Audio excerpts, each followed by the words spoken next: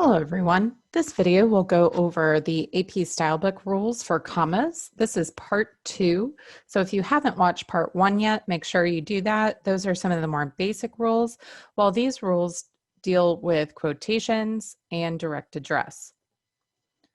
Now, direct quotes are commonly used within media writing because we tend to want to use quotes for interviews and sources.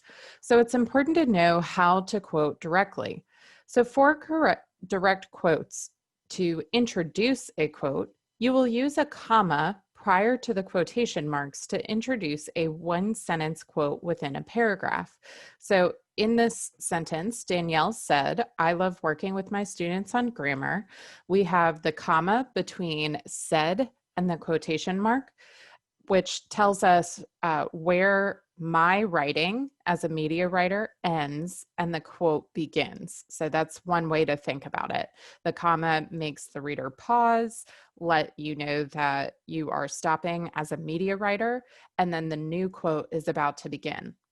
However, if you're using a colon to introduce a quote that is more than one sentence long, that will cause the reader to provide more of a full stop because they need to really stop and consider that a longer train of thought is coming from the source rather than the media writer. So that's why we use a colon to introduce a quote more than one sentence long. So Danielle said, "I love working with my students on grammar. While it is challenging, I think they really grow as writers by the end of it." So here I have two sentences that are quoted. So I'm going to want to introduce a colon.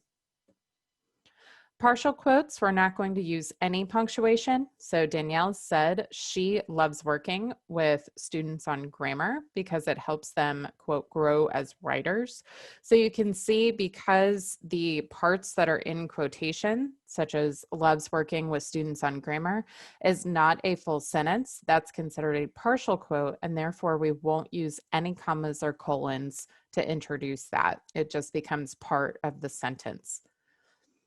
In order to give attribution, this usually is when you give someone's quote and then you provide their name. So you're going to use a comma at the end of the quote followed by the attribution. So the comma goes inside the quotation mark here, and that allows the reader to know where the quote is ending and where the media writer's writing is beginning. "I love working with students on grammar, comma, quotation mark, Danielle said." So you can see it's very similar to if I said Danielle said, and then the quote. The only difference here is that the comma goes inside the quotation mark because the attribution is coming at the end. However, if the quote is a question or uses an exclamation mark to end the sentence, then you will not use commas for attribution. "Why wouldn't you love learning grammar?" Danielle said. "Because my quote ends with a question mark, I will not use a comma to offset the attribution." Other uses for commas include hometowns and ages. This is particularly when the ages are being used as descriptions for a particular person. So commas set off ages and descriptions when placed next to a name. So Skylar, 5, Hoover, Alabama, says reading is the best. So here I have offset her age, 5, and her city and state, Hoover, Alabama. And remember, between a city and state, you also need to place a comma. So states and nations that are used with cities, you're always going to place the comma between the city and state. They marched in Selma, Alabama for civil rights. Direct address is when you're talking directly to a person. So that's why we call it a direct address. You're addressing someone directly.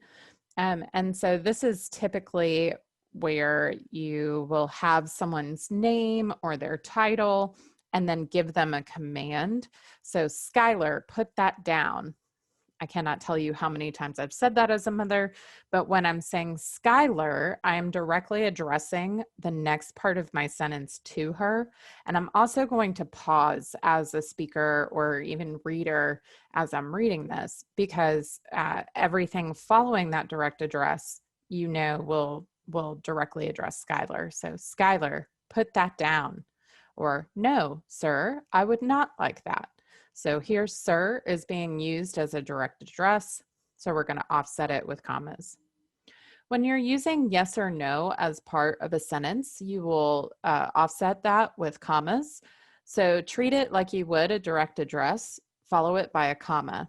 Yes, I would like to go to Disney World. So when you're answering a question, particularly with yes or no, you're going to say yes, comma, I would like to go to Disney World. When we have similar words that are placed next to each other, whether they're duplicated or it just gets confusing, you want to use a comma to separate those words, to separate the word meanings in the mind of the reader. What the solution is still needing to be addressed. So because we have a duplicate of the word is, it's important to place a comma between both instances of is so that the reader can know to pause and think about the meaning of each is separately. I also suggest rewriting when you use duplicate words because it does get confusing. When you have large numbers, those that are larger than 999, you're going to use commas to separate them. However, remember when we're referring to millions, billions, and trillions, we will not use commas. Instead, we are saying like 9, like the number 9, and then spelling out the word million. So remember, we don't write out once we get to millions, the numbers. We instead use the word million or billion or trillion. The only exception to that is if you need to be extremely specific, all the way down to hundreds, tens, and ones place in the number. There are other exceptions to this. We don't use commas within addresses, even if they are 1,000 or more, nor do we use them for broadcast frequencies, room numbers, serial numbers, telephone numbers, or years. So if you have any of those types of numbers that are 1,000 or larger, then don't use commas between them. Remember, we have a lot of rules for commas, but the overarching rule is clarity. If using a comma will help make the sentence more clear, then use it.